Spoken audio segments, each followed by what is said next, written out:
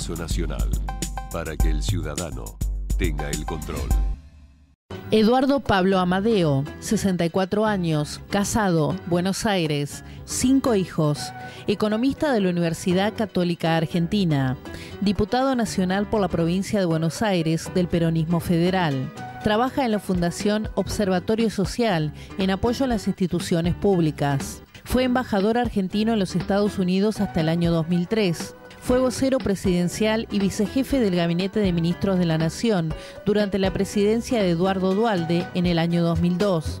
Fue presidente del Banco Provincia durante el periodo 1987-1991.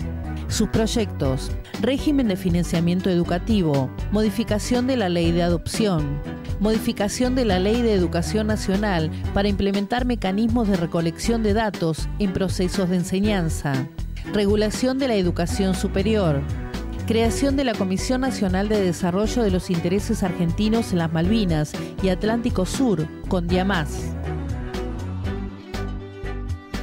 Bienvenidos a una nueva entrevista de NCN. Hoy nos acompaña el diputado Eduardo Amadeo, del bloque del Peronismo Federal. ¿Cómo le va, diputado? Muy bien, gracias. Diputado, en primer lugar, queríamos saber qué análisis hace, qué lectura hace del anuncio de la presidenta de que se va a presentar para la reelección. Era previsible. Había muchos que apostaban un asado a que no se iba a presentar y otros que apostaban a que sí se iba a presentar. Yo gané el asado porque creía que se iba a presentar. Por varias razones. Una, porque las encuestas le dan bien. Segundo, porque ha dedicado su vida a la política y no me la imagino haciendo otra cosa. Y tercero, porque su entorno seguramente le pide que mantenga las banderas del modelo y las banderas de Néstor Kirchner, y hubiera sido difícil decir que no. Así que no es ninguna sorpresa. Bueno, ahora veremos cómo le va. Ahora la verdad, ya está en las cintas con todos los demás. Vamos a ver cómo le va. Las encuestas, las últimas encuestas, le dan una imagen positiva continuamente en crecimiento. ¿A qué le atribuye este fenómeno? Las encuestas le dan buena imagen a la presidenta y no tan buena imagen al Congreso. Ella tiene mejor imagen al gobierno. Ella tiene mejor imagen que su gobierno. Yo creo que es una mezcla de varias cosas. Por un lado, sigue el efecto simpatía de la viuda. Por otro lado, una economía que crece. Un consumo disparado al cielo, y por lo tanto la gente está contenta consumiendo. Ahora, cuando uno mira las encuestas en detalle, al menos el 50% de la gente dice claramente que este nivel de consumo no puede seguir y que va a haber un problema en el futuro.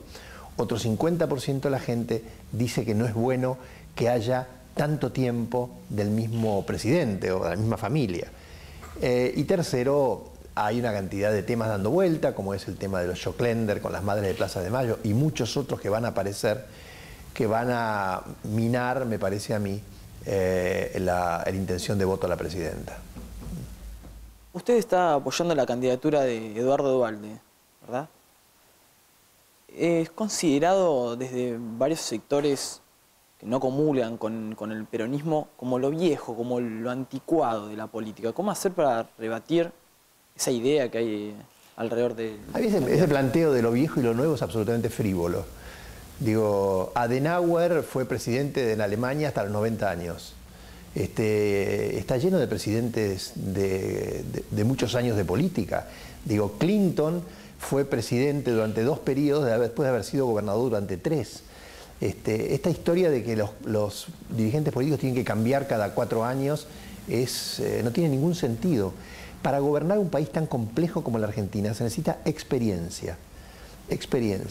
Por eso fracasan habitualmente las personas que vienen totalmente de fuera de la política, porque no entienden las complejas reglas del gobierno. Entonces, yo daría vuelta el argumento. En la Argentina, que tiene una crisis cada 10 años, que es tan complicada como todos lo sabemos, es mejor tener gente con experiencia. Otra de las críticas que se le hacen a Duhalde también tiene que ver con el entorno, con los personajes de la política que lo rodean. Es el caso de Aldo Rico, de Barrio Nuevo, personas que han sido, digamos, criticadas por su manejo, por su forma de hacer política. Bueno, digo, a ver, Aldo Rico fue elegido 2 veces intendente de San Miguel por su gente. Barrio Nuevo ha sido elegido no sé cuántas veces secretario general de su gremio y no tiene una sola denuncia de corrupción. Entonces el tema de las imágenes se maneja también con alguna, digamos, frivolidad, ¿no? Digo, el gobierno lo critica a Duhalde por ese tema y podemos hacer una lista de los personajes que rodean a la presidenta. Entonces yo creo que hay que tener cuidado con estas afirmaciones. Le voy a dar un ejemplo. Uno de los temas de los que nosotros más nos enorgullecemos, quienes formamos parte del gobierno de Duhalde en el 2002, es que no tuvimos ninguna, literalmente ninguna denuncia de corrupción. Nosotros hemos salido a decir que vengan y denuncien. Nadie denunció que alguien se robó un peso. Por lo tanto, por ahí a la gente no le gusta Barrio Nuevo, pero cuando mira la realidad se da cuenta que Duhalde no tiene ninguno de nosotros, ninguno de sus ministros, tiene ninguna denuncia de corrupción. Sin embargo, la gente no se olvida que Duhalde se fue del gobierno con la masacre de Avellaneda, No es así. Duhalde se fue del gobierno con el 65% de aprobación. La muerte de Costec y Santillán fue la policía de la provincia de Buenos Aires. No los mató la federal, fue el gobierno de la provincia de Buenos Aires. Y en 48 horas el asesino estaba preso y en 6 meses estaba condenado. Si usted mira hoy, por ejemplo, los que mataron a el chico de la ferroviaria, a Ferreira. El año pasado hubo 9 muertos en la Argentina por fuerzas de la represión, 2 muertos en Formosa y demás. Ninguno de ellos fue aclarado. Y si usted mira con atención las encuestas, se recordará que cuando Duhalde se fue, cumpliendo su palabra, él dijo: no voy no me voy a eternizar en el poder. Cumplió con su palabra y el 25 de mayo de 2003 Duhalde se fue con el 65% de imagen positiva. De Narváez es cercano al sector de Duhalde. ¿Qué análisis hace, qué opinión le merece el acuerdo que se está llevando a cabo con el radicalismo de Alfonsín? De hecho, es tan cercano que yo entré como diputado junto con él en el 2009 y además es mi amigo. Él tomó una opción, es una apuesta.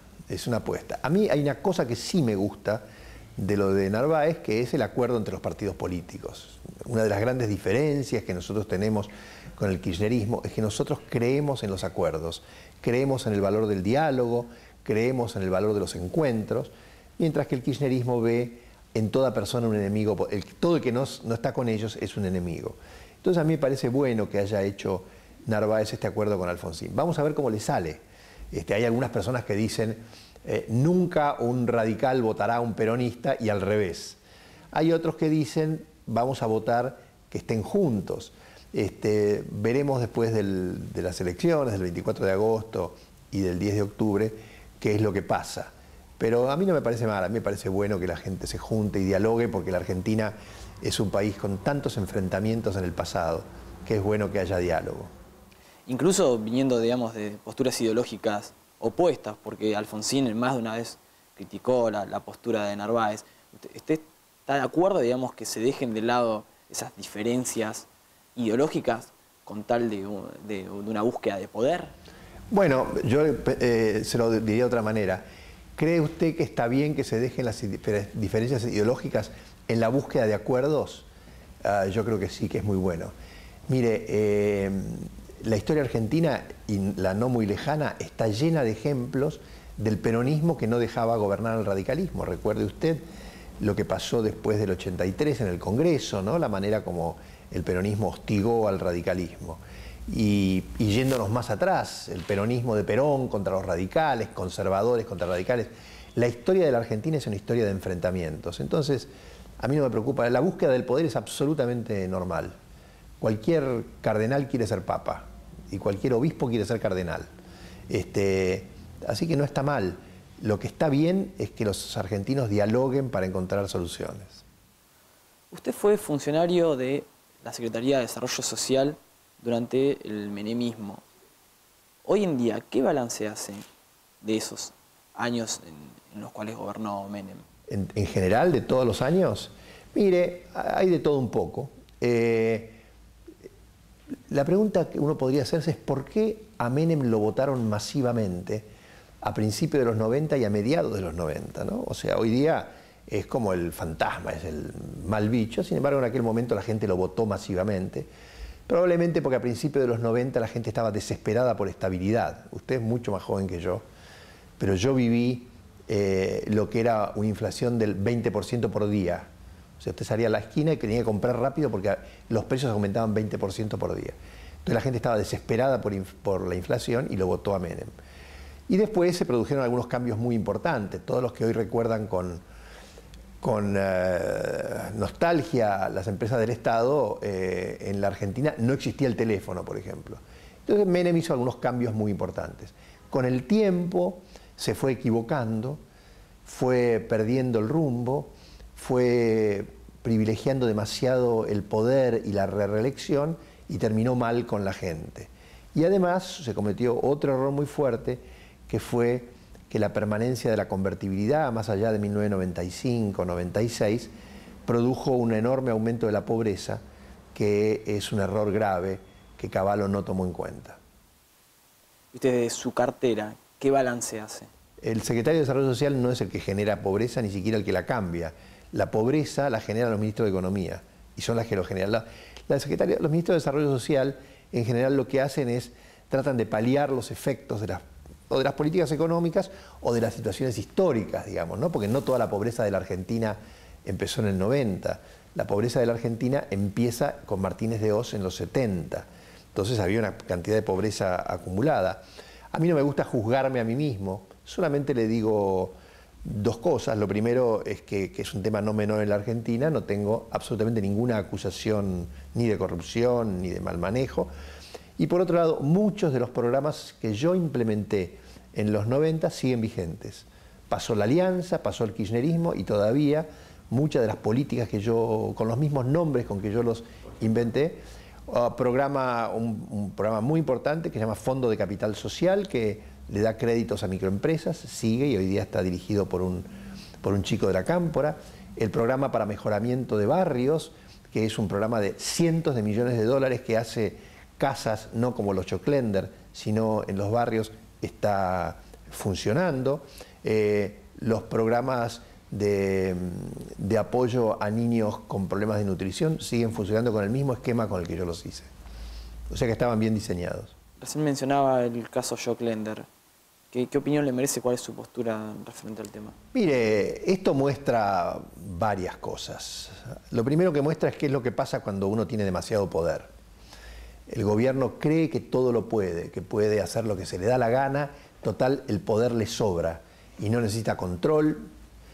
Lo segundo muestra que en el caso concreto de las madres de Plaza de Mayo, ellas perdieron el rumbo, perdieron absolutamente el rumbo. Yo admiro a la Bonafini de los 70, a la Bonafini que se enfrentó y puso el cuerpo, pero no admiro definitivamente a la Bonafini que aplaudió la voladura de las torres, que aplaudió la bomba en Atocha, en Madrid, que está de acuerdo con la FARC, que quiso tomar por asalto la Corte Suprema de Justicia. Esa Bonafini solo merece mi repudio.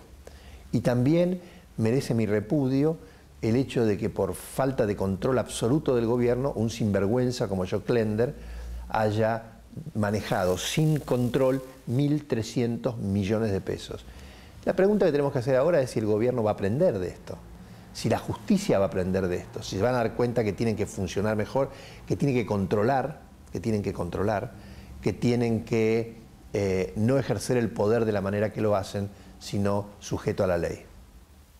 La última, usted también fue titular del Cedronar. Sí, señor. ¿Qué opinión le merece una de las leyes que se está discutiendo hoy en día en el Parlamento que tiene que ver con despenalizar el consumo de drogas? No estoy de acuerdo, por varias razones. Lo primero es que es mentira que todo chico al que encuentran con un porro va preso. No es cierto. Eso es una mentira. Menos del 1% de los detenidos por posesión van presos. Pero el problema no es la despenalización, el problema es el mensaje. Y le voy a contar un ejemplo. Yo trabajo socialmente en la Villa 21 en Barracas, que es una de las zonas más pobres de la Argentina, un lugar de una miseria desgarradora. En diciembre del año pasado, hablando con una de las madres, que es una mamá que tiene un hijo con terribles problemas de droga, que la pobre mujer no sabe cómo manejarlo, me dijo, yo estoy muy triste porque oí que el jefe de gabinete, Aníbal Fernández, había dicho que ahora se puede consumir droga y que nadie la va a penalizar. Usted sabe que esto no es así, pero el mensaje que le damos a la sociedad es que se puede consumir drogas sin ningún problema. Entonces, yo no estoy por la represión de la persona a la que encuentran con un porro en el bolsillo. Creo que ese tema hay que hacer un acta y dejarlo correr, como se hace en todas partes del mundo.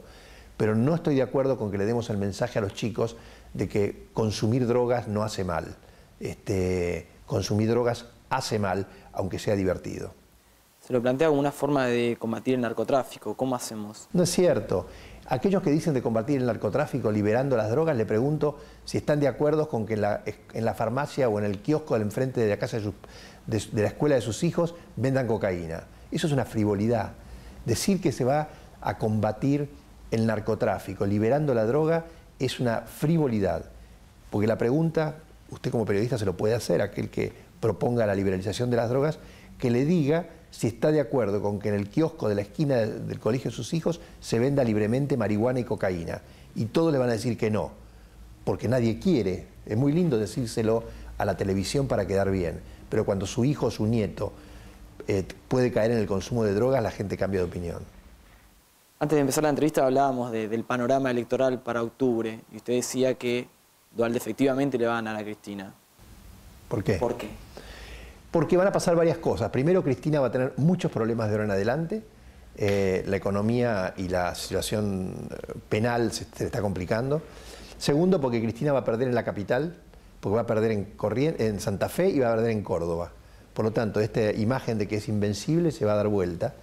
Y como Duhalde va a salir va a salir segundo en la primera vuelta, Cristina va a salir primera en la primera vuelta, pero no va a ganar. Duhalde va a salir segundo. Para la segunda vuelta, Duhalde se va a juntar con el radicalismo y le va a ganar a Cristina. Le ha puesto un asado. Apostamos. Bueno, diputado, le agradecemos que haya formado parte de esta entrevista. A ustedes, muchas gracias. Fue Eduardo Amadeo, diputado bonaerense por el Peronismo Federal. Nosotros lo dejamos para la próxima. RCN, Noticias del Congreso Nacional, para que el ciudadano tenga el control.